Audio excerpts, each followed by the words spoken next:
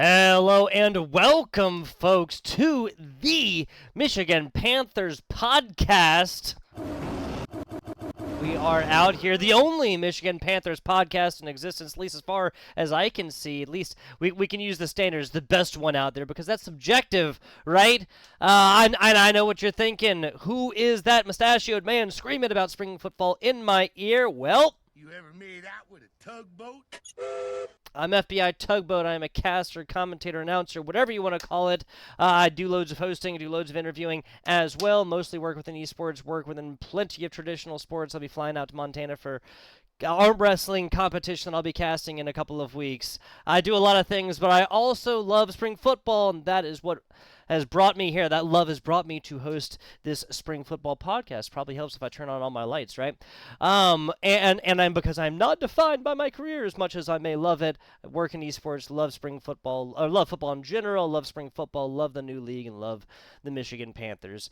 I've talked about this on the pod before, right? A lot of the teams that I really loved, your Philadelphia Stars, your Vegas Vipers, your Houston Gamblers, right? Your New Jersey Generals, your Seattle Sea Dragons. These are all teams I absolutely loved. Honestly, I had some love, some affinity for the Panthers, had some love, some affinity for the Showboats, and was really excited about what they were going to do. Thankfully, the guys over there, the folks over there at the UFN, the United Football Media Group, bam, right up there. Took me in like a lost puppy on a rainy night, took me in, let me start creating content for them. For that, I'm ever appreciative. There's a long list of people. I got the graphic up towards the end. You know what, right? Since we're talking about it, let's flash it, right? Hang on. That's not it either.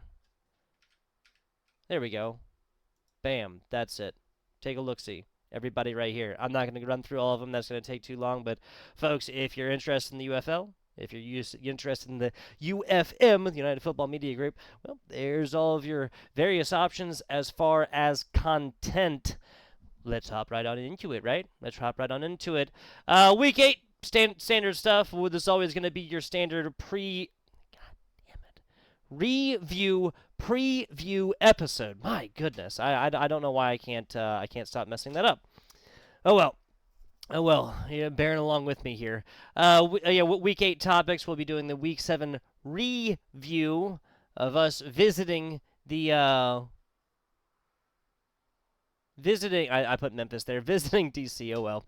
Then we'll look at some standout stats. We'll get on to our player of the week. That should be obvious if you know who old number 26 right here for your Michigan Panthers is. And then be rounding that one on out with the Week 8 preview. A preview, of course. My goodness.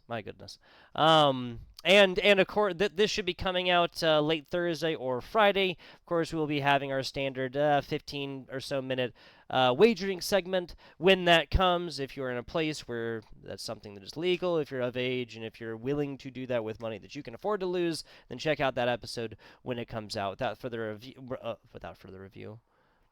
the preview review thing just can't. Without further ado, let's hop into the highlights of last week here, folks. It was a great week. Honestly, it was overall a pretty great week. Go ahead and check her on out. Bam. Coming into this, there were a few questions to be answered as I've been talking about a whole lot on the pod. The wide receiver, like, not that Marcus Sims, Trey Quinn were doing poorly by any means, that there always needs to be a revolution of pressure, right? Like, Marcus Sims goes, if it's always Marcus Sims, if it's always Trey Quinn, if not Marcus Sims, then the dump off to Cole Hicatini, the tight end. Otherwise, then that's very obvious. It's very standard, it's very predictable, and that is not what you want to be within any form of professional football, right? So the fact of, like, getting this revolving door of receivers that can get it done while still having like a main core and kind of trying to develop that was the name of the game. As you guys will see, we have very much done that. Let's start this one on out. Because we don't start too great, folks. We don't start too great. And I expect him to do some big things here today, especially. Whoa! What's going on right there? What is going on right there? No bueno. As you can see, he gets out to the 6. The 6. Oh, but wait. That's right. Forgot that we got a man named Matthew Colburn II. Bet you get it right. Matthew Colburn II. Oh, that was a great run. How about we do it again? They're on our 40.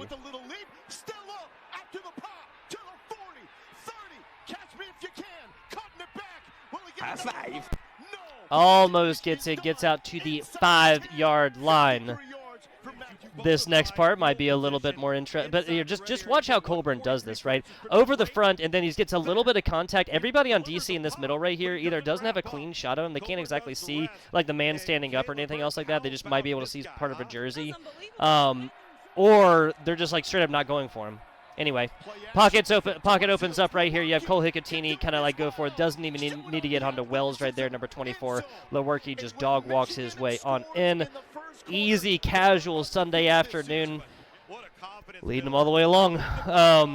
This is something else. What you're about to see is something else I've talked about on the pod plenty. And that's basically, folks, I'm not against us going for one, given that whenever, the logic follows that if you go for 2 and you make it 50% of the time, well, that's obviously still an average of 1 every per. But this isn't the NFL, and that 1 point isn't guaranteed, right? That is working off of like an NFL standard level of like you get a touchdown, you kick afterwards, and 95% of the time or something like that, it's gonna go forth. It's gonna go forth and hit, right? And it's gonna be 7 points almost every single time, unless they need to go for 2, which then up in the air. Also goes forth and decides games, which, wow, what an exciting way to do football games and stuff like this. I'm not gonna crap on anybody else too much here, but there's loads of people that've been complaining about this, in my opinion.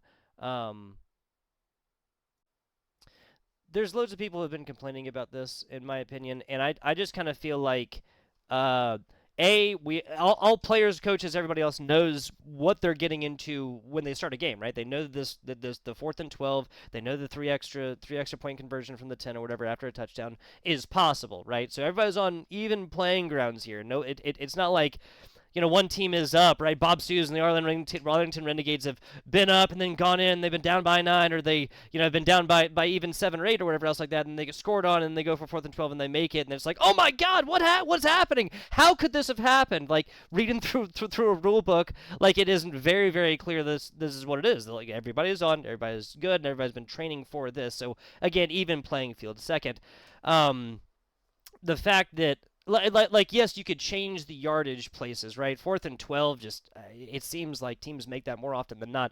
4th and 15 seems a lot more reasonable, and then you turning the ball over on your own 20 seems like more reasonable there as well, right? And it is what it is. Also, going for 3 points from 10 yards seems like a little bit much. A little bit too easy, or you just go for that, and 3 points, I mean, that's the equivalent of a field goal, obviously, or a 2-point try plus a 1-point try, 3 1-point attempts afterwards. Anyways, I'm sorry. This was supposed to come a little bit later. I'm getting off on my soapbox a little bit here.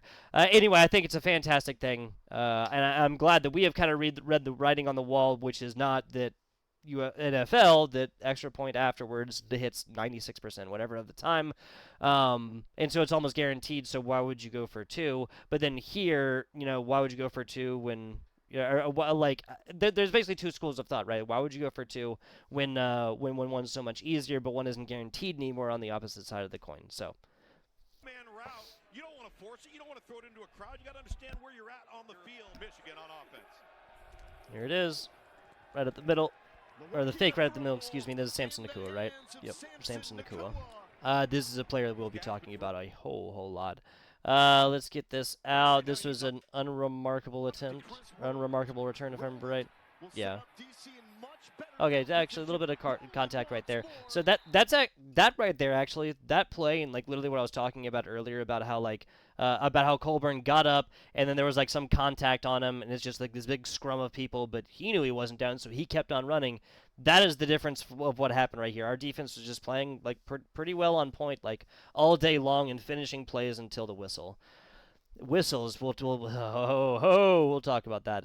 We'll talk about that later when it comes up, right? So actually a pretty good return. A pretty good return. That they got out to, what is that? The 48. They're in 48. Now here we go. A little bit of reverse action. This is Kiki 2T. He is a bad man. Without that, who was that? Was that the corner? That's 21. Yeah, that's kind of cool, right?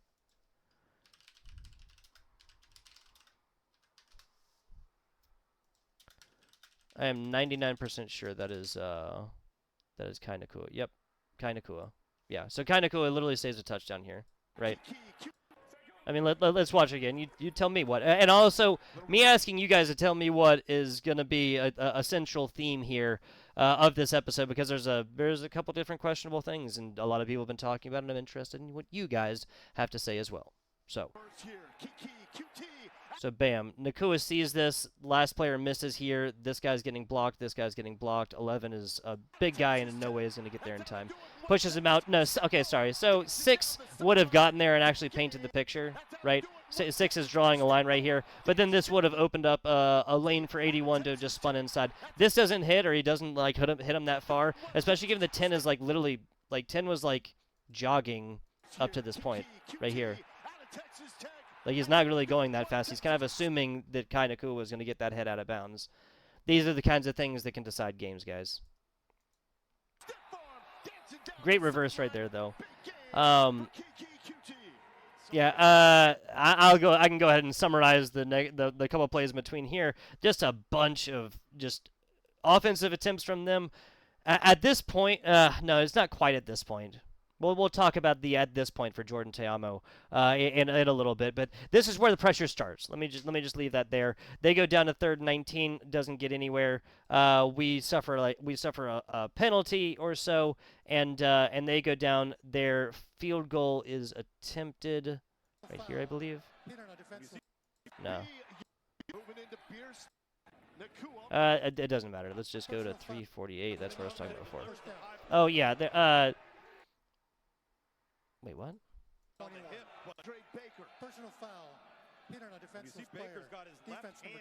Okay, so interesting. I thought that was incorrect. Sorry guys. So I was going through the stats, and on the website it says that DC had no penalties against them. That is obviously not the case.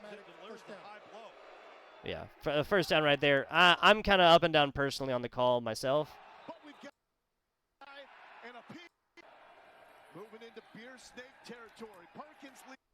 Actually, given the fact that his hands are like all the way out, and he really does hit like helmet to helmet, doesn't he? Yeah. Okay, he does like come right in. And honestly, if he had been like closer to the ground or not had like more space to like go down, like kind of crumple down a little bit, then yeah, that could have been really good, or that could have been really bad. Excuse me. Sorry. There you go. This is what I wanted you guys to see. And here's what I'm talking about. This looks like this is stillborn. This looks like this is done. This looks like that like from the go, nothing, right? Right there. They kind of skipped a lot there. Is what it is. This is just the highlights from the, what is this? Yeah, from the UFL squad. They kind of skip around like a little bit. It is what it is. 5 touchdowns in the last 3 games. West Hills really is that dude, though. We missed the 1-point conversion after a flag. As you can see, flags continue to pour in some of the most important freaking times in this entire game against us. There was that one big one against DC. I'm gonna have to like continue to examine, because like literally on the UFL page, it like when you go over to comparisons and stuff like that, there is penalties. Where is it just at? I just had it. Comparison. Penalties. Oh, excuse me. No, it says 8 for 55, and they had 4 or 6 total for 50. Okay, so difference in yardage. All right, well, that's a point. I'm really, really glad that I got out here, because that was unnecessary reference defense. Yeah, that was the big one. And that was the only one that was an automatic first down between both of us. We had a lot of offensive penalties. We had 0 defensive penalties. We'll talk about that still like a little bit more. 4:39. Here we go. How important it is to play all out. This defense having issues. So again, that was our 6, and did not get the extra point. So Samson Nakua, you heard that right, guys. Obviously playing on special teams here. That was one of several tackles that he got that we'll talk about. This freaking play. Once again, guys, this is the highlights of the game, not necessarily just the Michigan Panthers highlights, but highlights in general. There cannot be highlights without talking about the bad parts.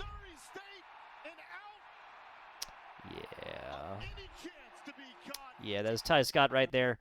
Watch it again. You can kind of see how this unfolds. Unfortunately, see here. There's number 6. He tries to get the strip, and other players are nowhere nearby. This is Nakua 21 that tries to give chase.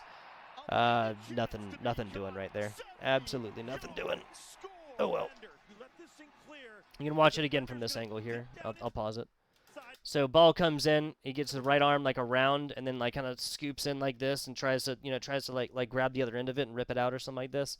And he's putting so much into that, he literally just gets like once he doesn't really get a handle on it, and he does one of these, like there is no momentum like for him. He's literally standing straight up like the Statue of Liberty, and Ty Scott is off to the races, gone, bye bye. He got his ticket yesterday. He boarded today. Simple as that. So they turn this into 6. Wait. Yeah. Wait, hang on. What the heck? Yeah, they go here. If I remember right, they go for 2 and they miss it.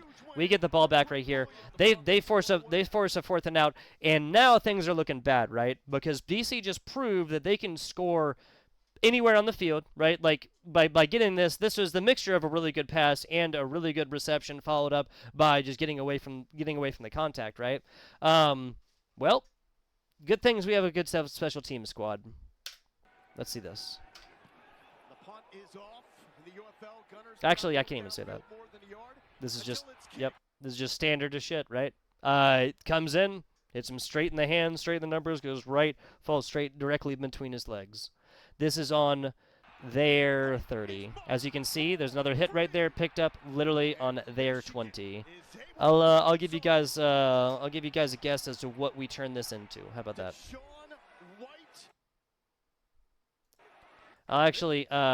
I'll spoil the surprise here. It was a couple of pass attempts by Lewerke that went nowhere. It was this right here on 2nd and 23. Gets up like a little bit, but honestly, to me, this is not an awe-inspiring run. And we'll see, bam, right there, another flag. I'll let you guess what this is for. Oh, I thought this was another holding. My bad. Thought this was another holding. Still, I guess it'd be a holding spot foul. Blah blah. All the same. So we go forth and actually, I don't know why they didn't show this. So we actually tried from the 56, and Jake Bates missed. There was penalties as it was coming out, so it's reasonable to say is like, okay, he's kind of thrown off by that, whatever else like this. But yeah, here we go. Yeah, encroachment, 4th and 27, the second penalty on DC. David Bellamy, encroachment 5 yards. We accepted it, and then he did it again.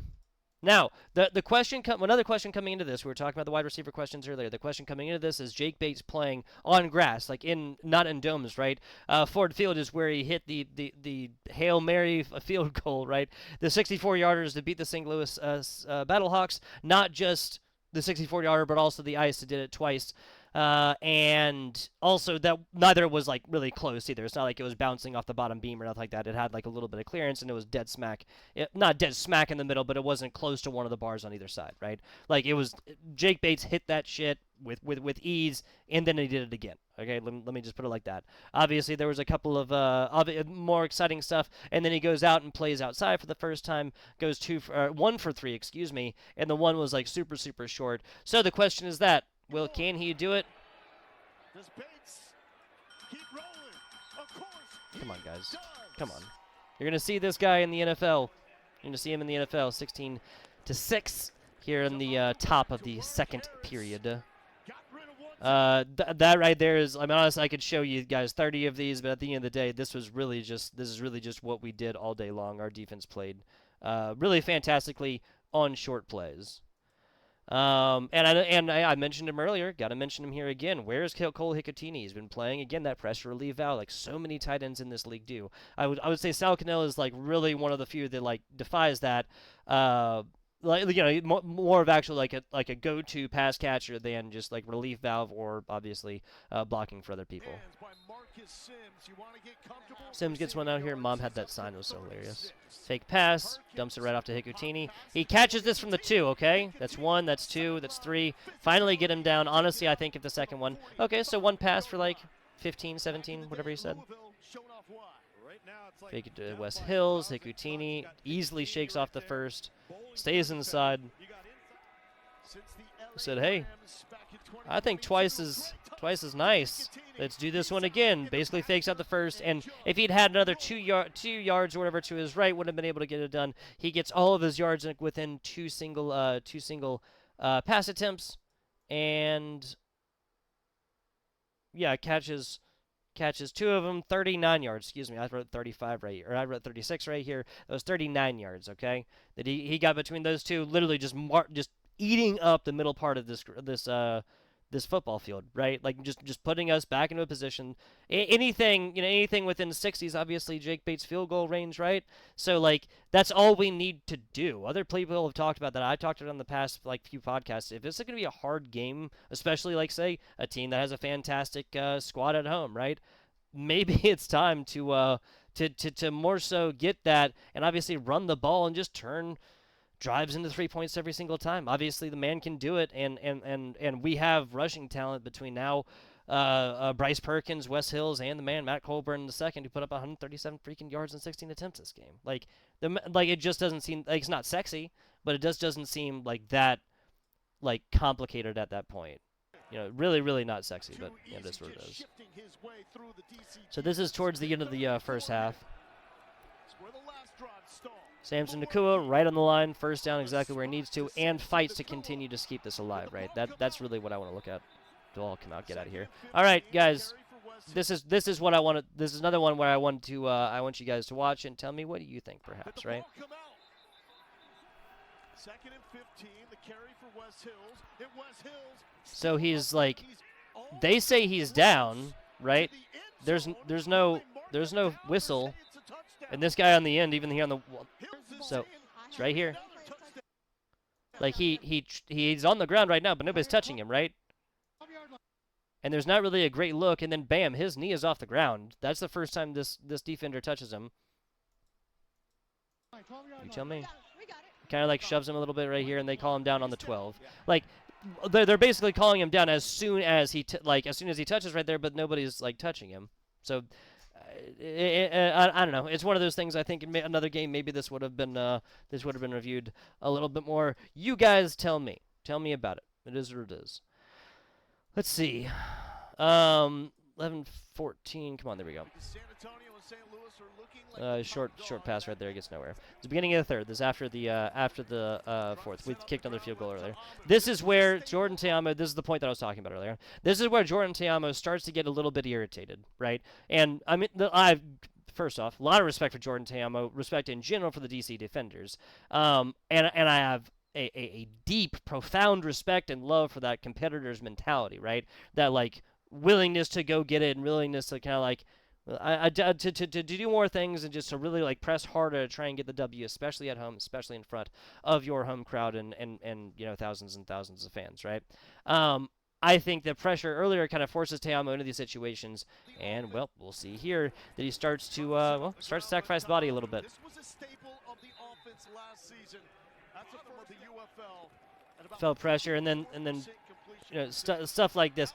That's actually, yeah, so this is the first half. You guys can see earlier I would have played it, and I'll try and get a couple of these, but running the ball, again, like sacrificing the body is something that he does. He also is just like literally just like bulleting, like throwing these as hard as he possibly can to try and get him into people and stuff like this. It leads to several times where receivers are just not expecting that kind of gas and don't even have a chance, a wink or a prayer of receiving these balls. There's it again, barely slides down. I can't remember if they gave it to him, actually. But this is the big one. Yeah, that's the big stop right there. Personally, I think Tamo got a little bit further there. Obviously, they're a little bit, they're a little bit stringent on quarterbacks who are rushing it or who are doing the slide thing, and like first actual point of contact, and it seems like a little bit farther back than sometimes it would have been, but it is what it is. This is a fat turnover. This is this is another massive momentum shift in the game, right? Tamo comes out, he tries his hardest, runs a couple of times, tries to get the ball out. Nobody can seem to be able to like get quite there. They don't try any long bombs or nothing like this, and bam, you are now deflated. Makes the play. Remember, that's a replacement for Frank Ginda, the team leader at linebacker. Shaking. Contact. Look, dude, contact's literally behind the line of scrimmage. He gets out to the 17 yards on that. Like, he's literally being contacted the whole time. Matt Colburn played the game of his absolute life this game. Absolutely crazy. Finally get Perkins in as well. Perkins saw a couple of first half passes, attempts. We'll talk about the comparison between these two. This is what we were looking for, though. Keeps right there. Shakes off a tackle. He's still on his feet. He's not sliding anywhere. Leave that stuff for Jordan Te'amu. Leave that stuff for the DC defenders. As the UVA quarterback, showing the athleticism. Now this time they're reading the defensive tackle, the inside interior defensive lineman. And this is a different team that they saw early. Yeah, well, let's do that one again. Fake pass, fake handoff pass right out to Samson Nakua. We get on to the second one. There's I believe a rushing attempt that goes down, and then number 7 right here just does a fantastic job of chasing them down. This was also happening all day long. Like, players are just slipping all over the place. I don't remember it raining there though. Maybe that's just regular grass. Jake Bates, 40 yards. Come on, come on. Oh, but wait, there's more. Come on. What are you anticipating, guys? Come on. That ended up being against them, if I remember right, and we obviously declined it. Kick the ball off, an unremarkable return, I believe up to like the 30 or so. 13-17. Oh, here we go. Yeah, we'll watch the rest of this play, and this is the part I want to show you guys. A rude awakening. Kenny Willikis and Bryce Tornado, more like tornado. Haha. If they didn't make that pun like several times, I'm not sure what. Jordan Te'amu, big hit, and here we go. Nice, right there. Now here's another one. I need you guys to tell me, because they called the whistle as he's getting up and running away, right? They don't call. So he's up. He is making contact with him. He's basically sitting on our quarterback. That's an elbow down. Does that count? That was 1 point of contact, right? Isn't that? My crazy self, I thought that's. I looked for a little bit more there. Here we go. Bayow! Breland Speaks makes it loud right here. This is actually Breland Speaks' only tackle that's recorded on here. Also, this site was saying that DC had no penalties earlier, so take that one big fault. And I am also there were a couple of different injuries in this game. I'm not gonna go through and show all of them. Tom obviously shaken up a little bit after that play, But this is just what happens when they are now forced to try and throw the ball after we've been pressuring Te'amu all day long. He can't run every single time. Big hit right here, and then we see a change in the shake up in the position a little bit after that. Speaking of shake up in the position, let's look at, was it 15-16 here? Come on. Go 15-15. How about that? This is Francois now, and perfect pass, perfect throw, perfect tackle too. Going low side right there, hitting his legs right there. Not trying to kill anybody, not trying to knock him out. Nothing crazy like that. It doesn't take any hits off of that either.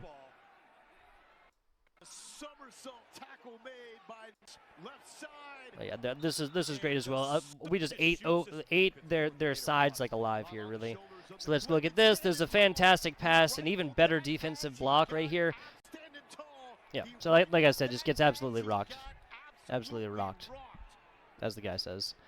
Goes up, is from 37. Field Low goal up, snap, field goal in. and it And to is be honest with you guys, good. well, the last of this fourth period is just like a lot of a lot of 3 and outs, a lot of us wasting time, a lot of them not really utilizing time that much, as well as they could. Plus, they come into this with only one timeout, trying to Reggie challenge the roughing the passer play earlier on the Breland Speaks sack onto Jordan Teamu that took him out of the game, evaluated for concussion. I have not read a whole lot of news about that since. I don't believe he's like out for the season or anything else like this. But honestly, kind of I mean, you guys saw it. I thought it was a clean football tackle. If you can't do that, what can you do? Type thing. Like, what is Breland Speaks supposed to do at that point? You know, like just come in and cradle him, take him to his house and tuck him into bed. I don't know. Last thing I want to say about this game is the thing that I've been complaining about so much. Like, as you guys know, been saying there's do a gambling segment myself. I place wagers and stuff like this. The way they talk about it though. His first action of the year, wide open receiver, and it is Wes Hills. Wes Hills out of Slippery Rock. The over his hit with Wells Hills on that player prop. Perkins in trouble. Okay, so not only is he like kind of like stumbling over it as he's delivering it, the over is hit for that Wes Hills player prop. Are you talking about total yards? Are you talking about receiving yards? Are you talking about rushing yards? What are you even talking about here? What is the? You didn't even say the number, right? It doesn't even say the number. It's like, oh, that was, catch 4. That was for 58 yards, and his line was 55.5 or something like that. And they never mentioned the under either when it comes to these things. It's so absolutely frustrating how they talk about. And you can tell other people have said it. Spend any time on the Reddit or spend any time in the active UFL Discord as the games are going on, and you'll see the opinion on this is widespread, folks. Just I'm not against them talking about it. It's very, very clear that they have inserts, they have their run of shows, and they have notes that say like, hey, you have to mention these things every once in a while. ESPN Bets, which was the Barstool Sports Bet, not owned by ESPN, just licensed. The name is being licensed out to the folks that were doing Barstool Sports. I can't remember the guy's name at the head of that one right now, but I get it. They're trying to get ESPN Bet out there. They're trying to market the sports book that they've lent their name to a little bit more. They're trying to mention gambling now that it's legal, but good God, just have somebody do it right. The lady on the sideline does it way better than any of these guys in the booth, and just the way they stumble. Like, let's listen to this again. If we can get there, Jesus Christ.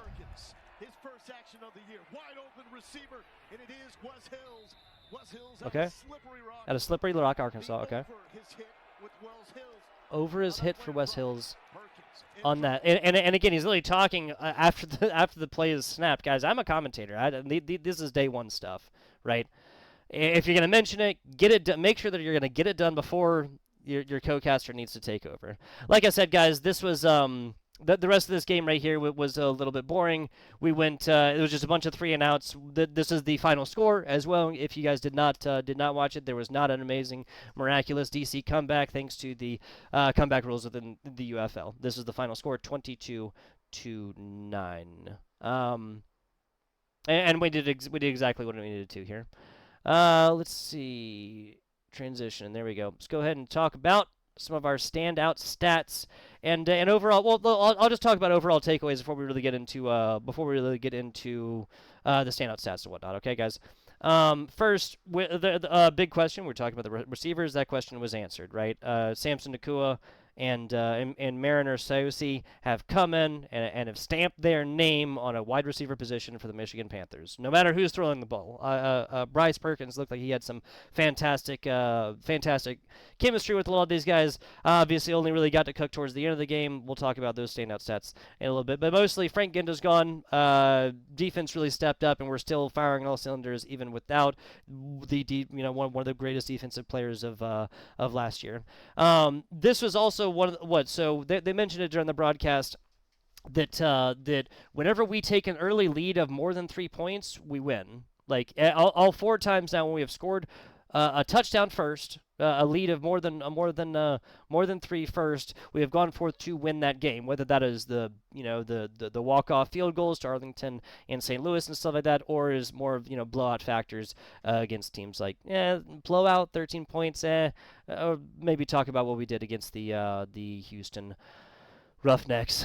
This is an early lead, and this did two things here. First, obviously, put pressure on, but it pressured Jordan Teamu, and when he was forced to go forth, there's no interceptions. There's actually not really, at least for us, there was no defensive fumble recovered either. Talk about that in like a little bit, but no, talk about that right here because that's where on the notes I have it. Defense holding well, even with Frank Ginda gone. No, we didn't get any interceptions. No, we didn't. They didn't force any fumbles that were recovered. That was via special teams and whatnot.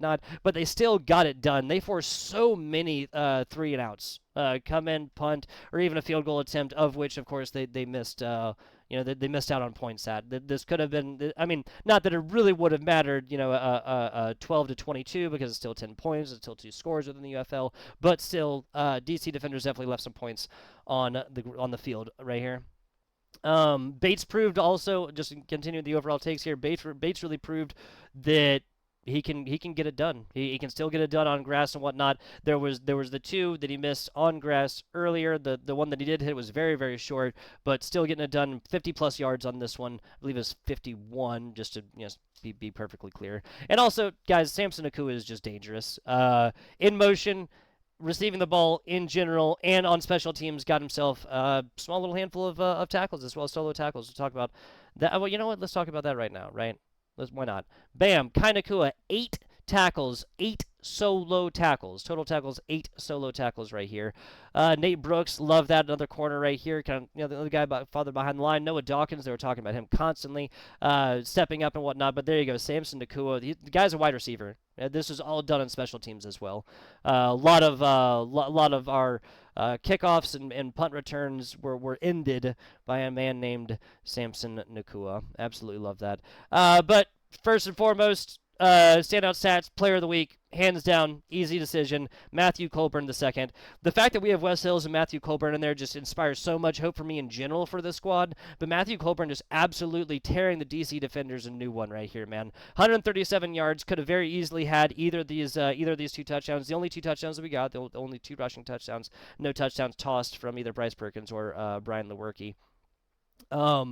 And this one right here, especially the Brian Lewerke touchdown, the very first one, it kind of set a pace right there. Could have very, very easily gone to Matthew Colburn. That play could have very easily been a handoff right there. And even if he'd gotten a second attempt afterwards, I think the way that Matthew Colburn was running last weekend, I think he definitely could have gotten that one done. Let's see. I already talked about Bates and how, his first miss was on grass, but he got that one figured out. Breland Speaks, yes, only got the one defensive, here we go, back to the defense. Breland Speaks right here, only got that 1 sack, and the solo tackle right there, but he was constantly providing pressure otherwise. And again, I think he might have been, I think he should have been credited with a little bit more tackles wise in here, is more so the pressure that Breland Speaks was creating in this one. Bam, back to this. Speaks. Cole Hicatini, yes, talked about this guy a little bit. This guy has so much freaking talent right here. I'm glad we're starting to target him a little bit more. In fact, third most on the entire team. Trey Quinn coming in right behind him. Trey Quinn, who's shown out as wide receiver too, so much. But between Cole Hicatini being able to catch the ball and then what he can do after that, both of those that I showed you guys were a lot of yards after catch. Bam, right there, 30, right? Marcus Sims as another reception, even a few less yards, and still getting similar numbers done here with the yards after catch. Crazy stuff. Samson Nakua obviously coming out and also only missing 1. Whereas Marcus Sims and Cole Hicatini both 50% reception ratio, or percentage, whatever you want to call it. Nakua obviously really got these. Some of them were short, some of them were long. All of them were required there from Samson Nakua. Let's just talk about both Nakuas, right? I mean, you saw it a second ago, right? Or that's what we talked about a second ago. Sorry. Bam, 8 tackles, 8. Nakua's gotten a couple of interceptions across the past 3 or 4 games as well. There were no interceptions on this. Honestly, I mean, look, 28 passes isn't a whole lot. A lot of these were really short as well, and obviously he doesn't play right up on the line as much. Perkins. Oh, standout stats. Yeah, the Russian right here. 2 for 13, yeah, pretty good. We kind of saw what he was able to do right there. It was also like, it's not so much the yardage, the way that he was doing it, right? Now, of course, we got to talk about standout stats the other way, the negatives. Brian Lewerke, I had a little bit of faith coming in here. I'm not the only person who was looking at Bryce Perkins and kind of wondering a little bit why he was playing behind Brian Lewerke. But I hope to God that the answer has been given here. 11 for 13, 85 percentage right there, 116 yards. This is fantastic stuff.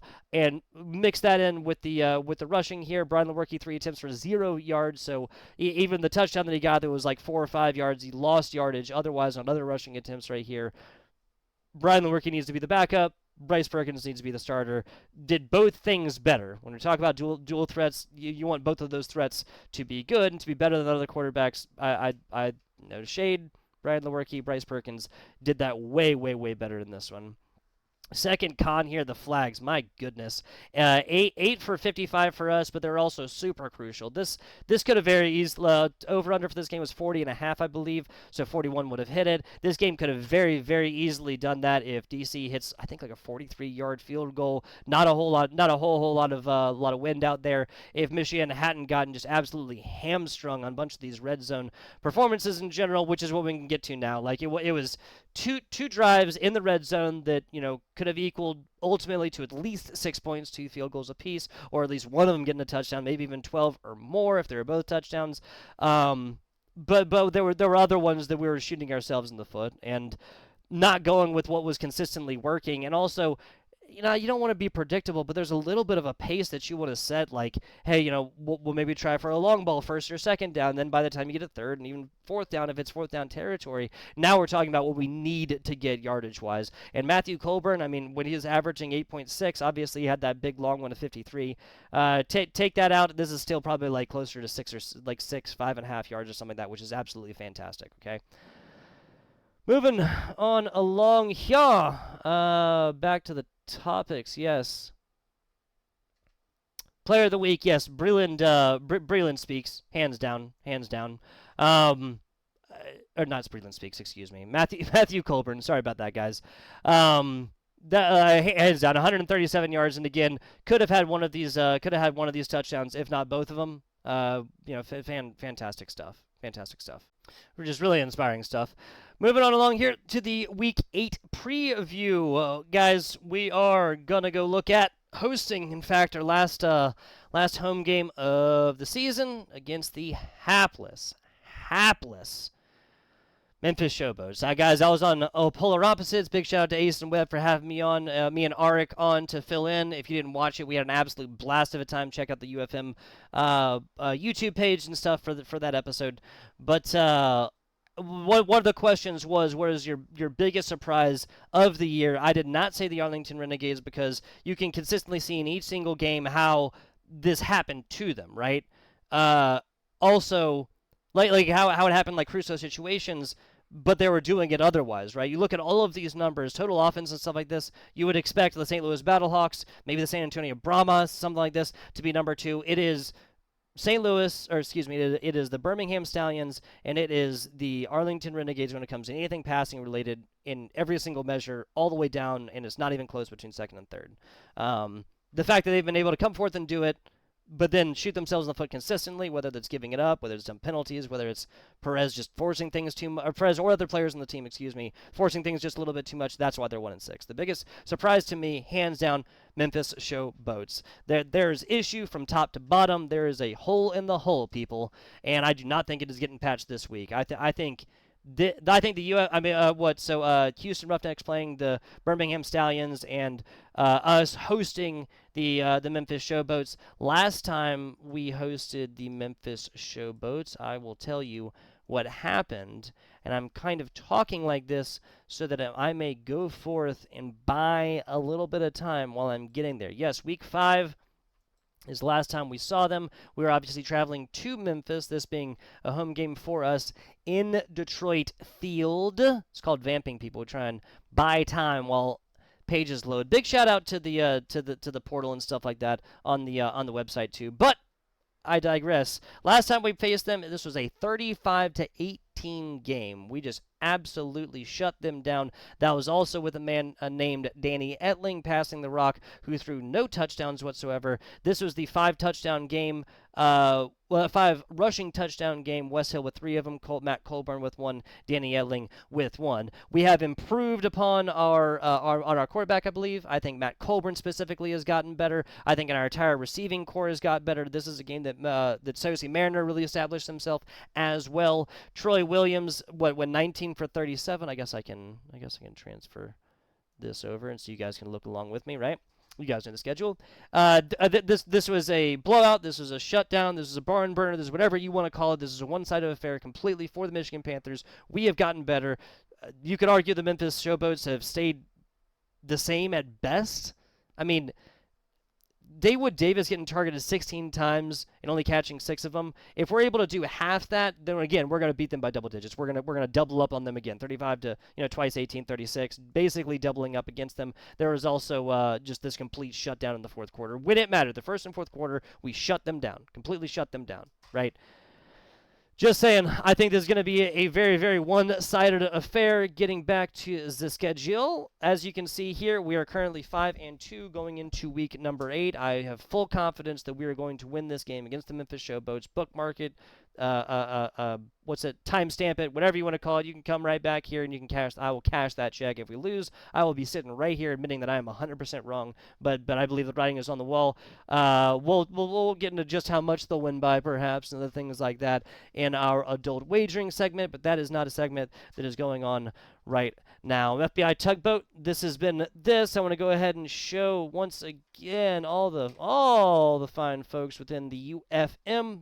Bam! The UFM here, the logo. Bam! Right here, all the people actually within and where you can find them. Yeah, you got a team that you like within the UFL? Well, good news for you. We got a team within the UFM, the United Football Media Group, that is covering that squad all the way through. We have interviews. We have just straight up team-based segments. We have gambling segments as well. My own with the Panthers Picks podcast. The captain, or Brandon's, with the Memphis Showboats. He has a sink or swim segment. I believe that's coming Saturday mornings or so. You can check out the schedule and everything else like that. We have discussion shows that tell me about it, and with Polar Opposites. I'm going to be going on to Polar Opposites. I believe Webb actually has something else, IRL stuff that he's got to take care of, and I'm actually going to be hopping into that in an hour and a half or so. So I think I'm going to go ahead and record. It's Wednesday. I'm going to go ahead and record gambling segment here in a little bit, and you guys can check that out as well. That'll be released maybe a day or so, maybe a little bit less apart from each other. If you haven't subscribed, all that cool stuff, bam. Up, the UFM right there, bam, myself down here at FBI Tugboat, at FBI_Tugboat on literally everything: Twitch, Twitter, Discord, Instagram, Steam games, not Facebook, but pretty much everything, okay? YouTube, obviously. Pretty much literally everything, FBI_Tugboat. Thank you guys for watching. I'll catch you on the flip side.